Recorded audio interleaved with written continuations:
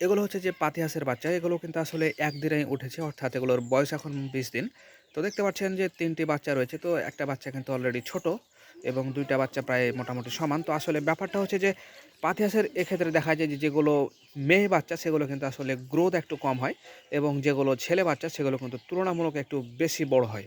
তো আপনারা যারা মাংসের জন্য হয়তোবা পালন করতে চাবেন যে আসলে আমি মাংসের জন্য ৩ মাস পালন করে বা ৩.৫ মাস পালন করব বা ৪ মাস করব দিয়ে বিক্রি করে দেব। সেক্ষেত্রে কিন্তু আপনারা ছেলে যে হাঁস সেগুলো কিন্তু এখন বিভিন্ন জায়গায় আসলে কিনে পাওয়া যায়, ছেলে বাচ্চাগুলো। তো সেগুলো কিন্তু আপনারা যদি করেন তাহলে সেক্ষেত্রে কিন্তু আপনারা অতি দ্রুত কিন্তু আসলে মুনাফা অর্জন করতে পারবেন। কারণ ছেলে বাচ্চাদের গ্রোথ কিন্তু একটু বেশি আপনারা দেখতেই পাচ্ছেন বাস্তবে।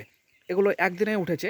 তো তুলনামূলক কিন্তু আসলে তারা ছোট বড় হয়ে গেছে। এটাই আসলে প্রকৃতির নিয়ম যে আসলে ছেলে যেগুলো বাচ্চা সেগুলো কিন্তু আসলে একটু তাড়াতাড়ি বড় হয়ে যায়। তো যদি আপনারা তাড়াতাড়ি আসলে চান যেগুলো বাজারে বিক্রি করবেন তো সেক্ষেত্রে কিন্তু আপনারা বিষয়টি ভাবতে পারেন। এটা কিন্তু একটা গুরুত্বপূর্ণ আপনার লাভজনক ব্যবসা হতে পারে যদি আপনি ছেলে হাঁসের খামার দিয়ে আপনি শুরু করেন।